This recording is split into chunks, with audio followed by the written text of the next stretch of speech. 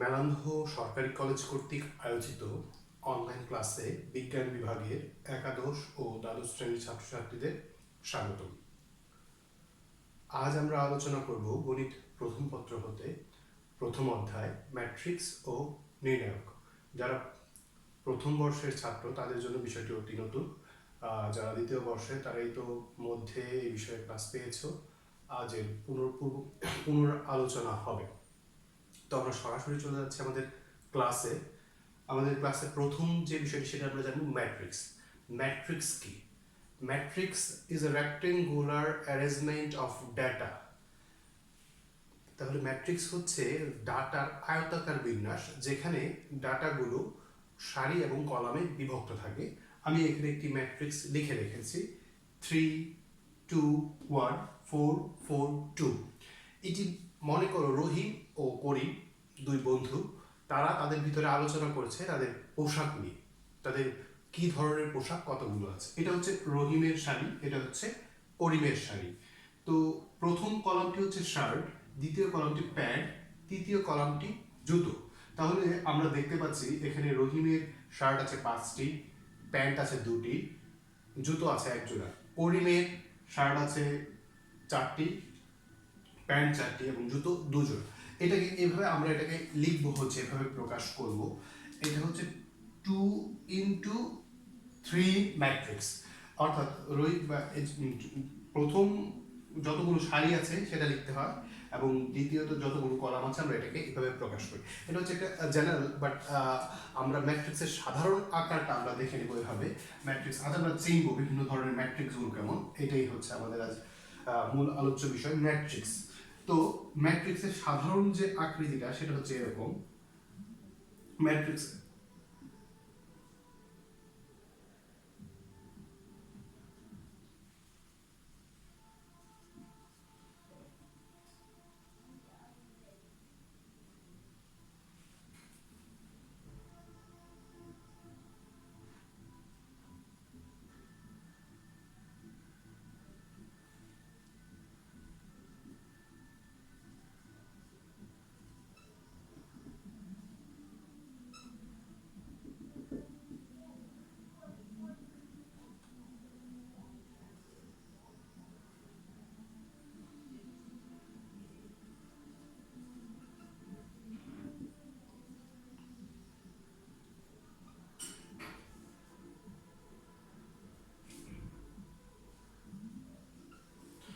তো আমরা এখানে দেখতে পাচ্ছি একটি ম্যাট্রিক্স আমরা লিখেছি A11 12 13 1m A212 এরকম আর কি। এটা হচ্ছে সারি, এটি হচ্ছে কলাম। আমরা এখানে যে নাম্বারগুলো দিয়েছি, প্রথম নাম্বারটা হচ্ছে সারির নাম্বার এবং দ্বিতীয় নাম্বার হচ্ছে কলাম নাম্বার। A11 বলতে প্রথম সারির প্রথম কলামের যে উপাদান, A12 বলতে প্রথম সারির দ্বিতীয় কলামের উপাদান, 2 3 বলতে দ্বিতীয় সারির তৃতীয় কলাম, দ্বিতীয় সারির তৃতীয় কলাম। যেমন এখানে এন এম লেখা আছে, অর্থাৎ সারি সংখ্যা হচ্ছে এন এবং কলাম সংখ্যা হচ্ছে এন। যেমন এটা দ্বিতীয় সারির এমতম কলামের একটি উপাদান। তাহলে আমরা দেখতে পাচ্ছি প্রথমটি হচ্ছে সারির নাম্বার, দ্বিতীয়টি হচ্ছে কলাম নাম্বার। এই দ্বারা এই ছোট হাতের এই দ্বারা প্রকাশ করা হয় উপাদান, ম্যাট্রিক্সের উপাদানকে। এটি একটু এন ইন্টু এম ম্যাট্রিক্স। ম্যাট্রিক্সের উপাদানকে এইভাবে প্রকাশ করা হয়। ম্যাট্রিক্সের উপাদানকে প্রকাশ করা হয় হচ্ছে এ আই জে দ্বারা। ম্যাট্রিক্সের উপাদানকে প্রকাশ করা হয় হচ্ছে এ আই দ্বারা। আই হচ্ছে সারি সংখ্যা আর জে হচ্ছে কলাম নাম্বার। এই হচ্ছে হলো ম্যাট্রিক্স। এখন আমরা চিনে নেব হচ্ছে বিভিন্ন ধরনের ম্যাট্রিক্স। ম্যাট্রিক্সের এটা কি সারি, আমরা এটা সারি কলাম অলরেডি আমরা চিনি, সেটা হচ্ছে সারি, এটা হচ্ছে কলাম। বিভিন্ন আমরা প্রথম যে চিনবো সেটা হচ্ছে বর্গ ম্যাট্রিক্স। বর্গ ম্যাট্রিক্স হচ্ছে এমন একটি ম্যাট্রিক্স যে ম্যাট্রিক্সের সারি এবং কলাম দুটোই সমান। যে ম্যাট্রিক্সের সারি কলাম দুটোই সমান সেটাকে বলা হচ্ছে বর্গ ম্যাট্রিক্স। যেমন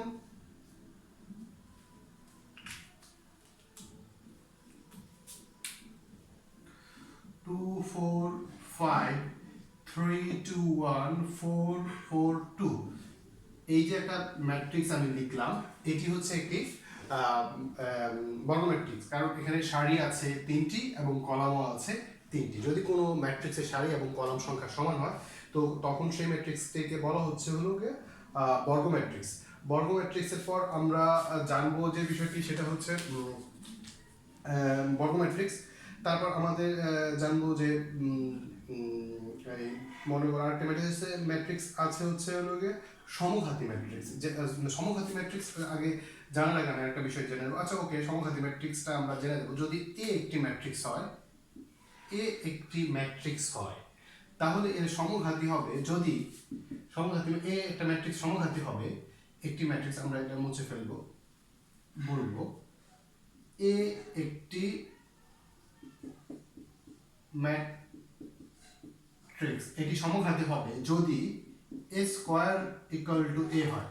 অর্থাৎ এ একটা ম্যাট্রিক্স, এই দুইটা ম্যাট্রিক্স গুণ করলে একটি বর্গ ম্যাট্রিক্স, যদি এই দুটি বর্গ ম্যাট্রিক্স গুণ করলে সেটাকে কি হয়, আবার পুনরায় এই ম্যাট্রিক্সটি পাওয়া যায়, তখন সেটাকে বলা হবে হচ্ছে সমঘাতী ম্যাট্রিক্স। যেমন আমরা একটা সমঘাতী ম্যাট্রিক্সের খুব প্রচলিত উদাহরণ হচ্ছে এটি একটি সমঘাতী ম্যাট্রিক্স 3 6 1 2, এটি একটি সমঘাতী ম্যাট্রিক্স। এখন এটাতে এটিকে দুবার গুণ করলে আমরা এই যে আবার পুনরায় একেই পাবো। আমরা যেহেতু এখন গুণ শিখিনি, তো আমরা এটা এখন দেখাবো না, এটা পরে দেখাবো, গুণটা আমরা পরে করবো, গুণ আমরা শিখবো, আগে আমরা ম্যাট্রিক্সগুলো চিনি। তাহলে আমরা জানলাম একটা ম্যাট্রিক্স সমঘাতী হবে, সমঘাতী ম্যাট্রিক্সের উদাহরণ শর্ত হচ্ছে স্কয়ার ইকুয়াল টু এ হতে হবে। এখন আমরা জানবো যে ট্রান্সপোজ ম্যাট্রিক্স। ট্রান্সপোজ ম্যাট্রিক্স বা এর বাংলা হচ্ছে বিম্ব ম্যাট্রিক্স। ট্রান্সপোজ ম্যাট্রিক্স হচ্ছে এমন একটি ম্যাট্রিক্স, যদি কোনো ম্যাট্রিক্সের সারিকে কলামকে সারিতে পরিণত করা হয়, তখন নতুন যে ম্যাট্রিক্সটি পাওয়া যায় সেই ম্যাট্রিক্সটিকে প্রথম ম্যাট্রিক্সের ট্রান্সপোজ ম্যাট্রিক্স বা বিম্ব ম্যাট্রিক্স বলা হয়। যেমন আমরা একটা যে কোনো একটি ম্যাট্রিক্স লিখব এ ম্যাট্রিক্স 2 4 5 6, তো এর ট্রান্সপোজ ম্যাট্রিক্স হবে এটি। এ টিটা ক্যাপিটালও লেখা যায়, আবার স্মলারও লেখা যায়। তাহলে এটা হলে হচ্ছে, তাহলে কি হয়ে যাবে, এই ম্যাট্রিক্সের উপর টি আসবে 2 4 5 6, এরকম ক্যাপিটাল দিলাম বা স্মলার দিলাম, যে কোনো একটা দিলেই হলো। তো হচ্ছে এখন এটা সারিটা কলাম হয়ে যাবে, কলামটা হয়ে যাবে। তাহলে এই ম্যাট্রিক্সটা কাজ করলে কি হবে, আমি পাশাপাশি লিখছি, তাহলে এইটা সারি আছে, এটা হয়ে যাবে কলাম, আর একটা কলাম হচ্ছে কলামটা হয়ে যাবে। তাহলে আমরা সারিটাকে কলামে বানিয়ে ফেলি, তাহলে কত 2 4, এই সারি কলাম হয়ে যাবে, সরি 5 6। এই যে ম্যাট্রিক্সটি, এই ম্যাট্রিক্সটি বিম্ব ম্যাট্রিক্স বা ট্রান্সপোজ ম্যাট্রিক্স, বিম্ব ম্যাট্রিক্স বা ট্রান্সপোজ ম্যাট্রিক্স। তো আমরা এটা জানলাম। তো আরেকটা আছে আমরা সমঘাতী ম্যাট্রিক্স জানলাম। শূন্যঘাতী ম্যাট্রিক্স সমঘাতী ম্যাট্রিক্সের মতোই, কোন বর্গ ম্যাট্রিক্স এ শূন্যঘাতী ম্যাট্রিক্স হবে যদি এর কোনো উচ্চতর ঘাত সমান শূন্য হয়। যদি উচ্চতর ঘাত সমান কি হয়, শূন্য হয়। এবং আরেকটি আছে হচ্ছে অভেদঘাতী ম্যাট্রিক্স। একটি শব্দ আছে অভেদঘাতী ম্যাট্রিক্স। অভেদঘাতী ম্যাট্রিক্স হচ্ছে এমন একটি ম্যাট্রিক্স যে আমরা ওই সমঘাতী ম্যাট্রিক্সের মতোই, অভেদঘাতী ম্যাট্রিক্স।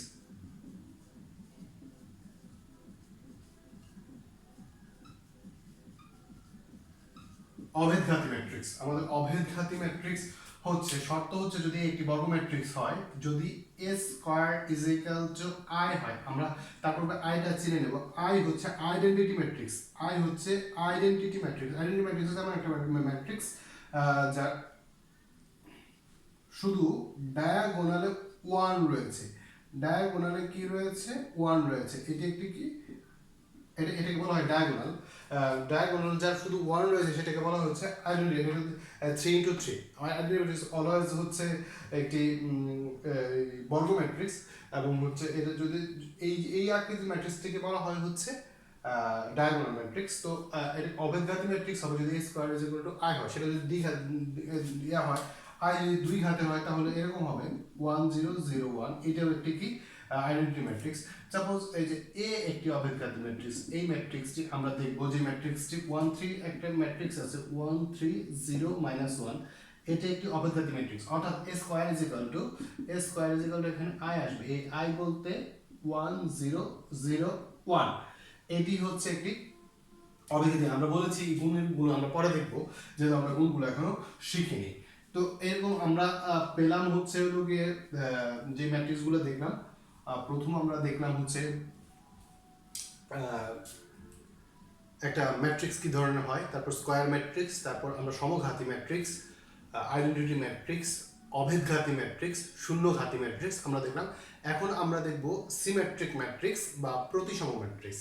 সিমেট্রিক ম্যাট্রিক্স বা প্রতিসম ম্যাট্রিক্স, কোনো একটা ম্যাট্রিক্সকে সিমেট্রিক ম্যাট্রিক্স আমরা এই ম্যাট্রিক্স বলা হবে যদি যদি ওই ম্যাট্রিক্সকে ট্রান্সপোজ করার পর, মানে সারিকে কলামকে সারিতে করার পর আগের ম্যাট্রিক্সে ফিরে আসে, তখন ওইটাকে বলা হবে সিমেট্রিক ম্যাট্রিক্স। আমরা একটা সিমেট্রিক ম্যাট্রিক্স দেখব, সিমেট্রিক বা প্রতিসম ম্যাট্রিক্স।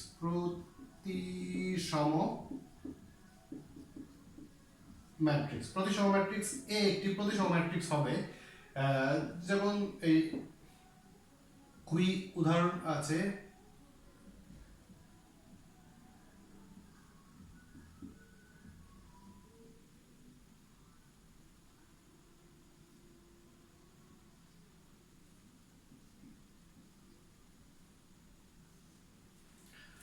এই যে একটা ম্যাট্রিক্স লিখলাম, এ ই এফ, তারপর E B G F G C. এই যে ম্যাট্রিক্সটি, এই ম্যাট্রিক্সটি একটি প্রতিসম ম্যাট্রিক্স বা সিমেট্রিক ম্যাট্রিক্স। অর্থাৎ এই ট্রান্সপোজ করলে সিমেট্রিক ম্যাট্রিক্সের শর্ত হচ্ছে এ টি ইজ ইকুয়াল টু এ হবে। আচ্ছা, আমরা এটা ট্রান্সপোজ করে দেখি।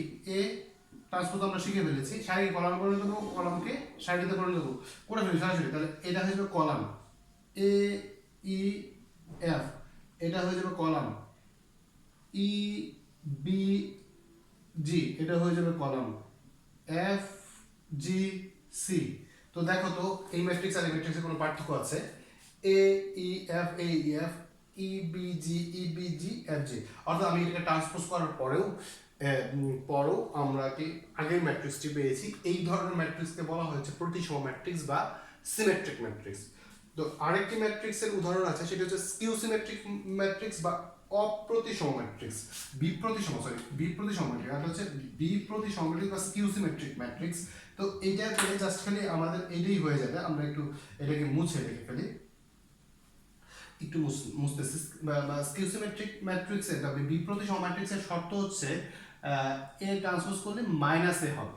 তো এইটাকে আমরা বানিয়ে দিতে পারবো জাস্ট এটা 0 0 0 মাইনাস মাইনাস মাইনাস।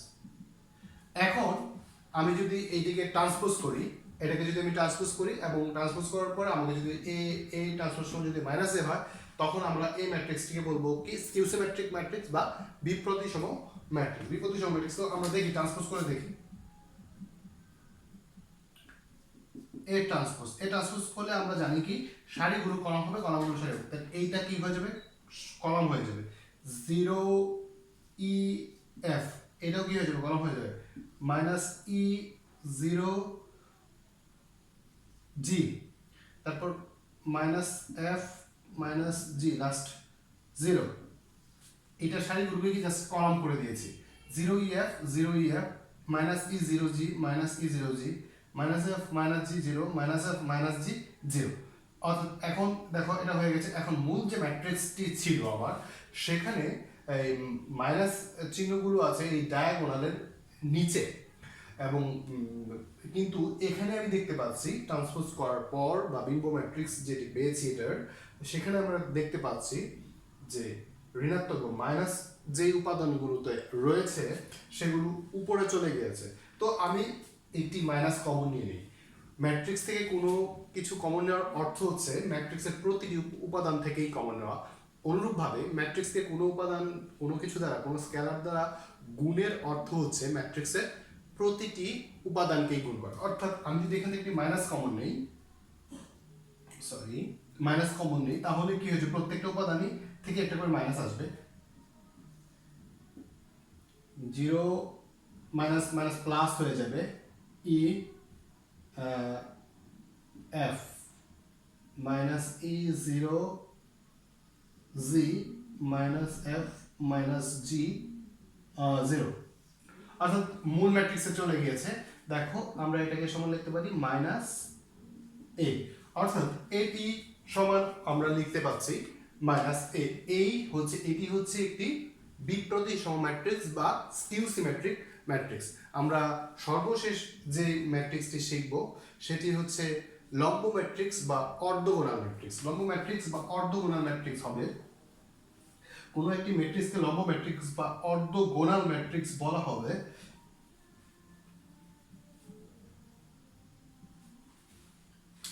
কোনো একটি ম্যাট্রিক্সকে অর্ধগোনাল ম্যাট্রিক্স বল এ সাপোজ এ একটি ম্যাট্রিক্স, এই লম্ব ম্যাট্রিক্স আমরা লিখব কি এখন লম্ব ম্যাট্রিক্স।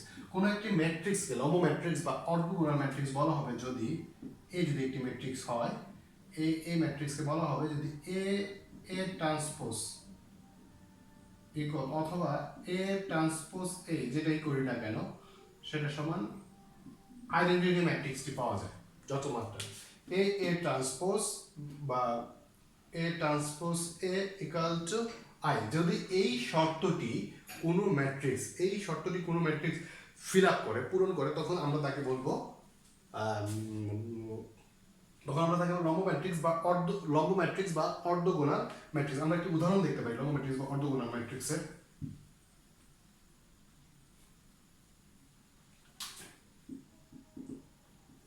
খুব প্রচলিত উদাহরণ হচ্ছে cos x sin x minus sin x cos x। এই যে একটি ম্যাট্রিক্স, এটি একটি অর্ধগোনাল ম্যাট্রিক্স। আমরা যদি এটা ট্রান্সপোজ করে তারপর দুটো গুণ করি তখন আমরা আইডেন্টিটি ম্যাট্রিক্স পাবো। আমরা যেহেতু এখন পর্যন্ত আমরা মানে গুণটি শিখিনি, তো আমরা এটি উদাহরণগুলো আমরা যখন গুণ শিখে ফেলবো তখন আমরা দেখাবো পরবর্তী ক্লাসে। এই ছিল আজ আমাদের ক্লাস। আমরা বিভিন্ন ধরনের ম্যাট্রিক্স চিনলাম। আগামী ক্লাসে আমরা ম্যাট্রিক্সের যোগ বিয়োগ গুণ এইগুলো আমরা শিখব। তো তোমাদের সকলকে ধন্যবাদ। আশা করি তোমরা সকলেই ভালো থাকবে। আর যে ম্যাট্রিক্স রিলেটেড যে বিষয়গুলো দেখলাম এই বিষয়গুলো তোমরা বাসায় একটু দেখবে এবং কোনো প্রবলেম থাকলে সেটা জিজ্ঞেস করবে। ধন্যবাদ।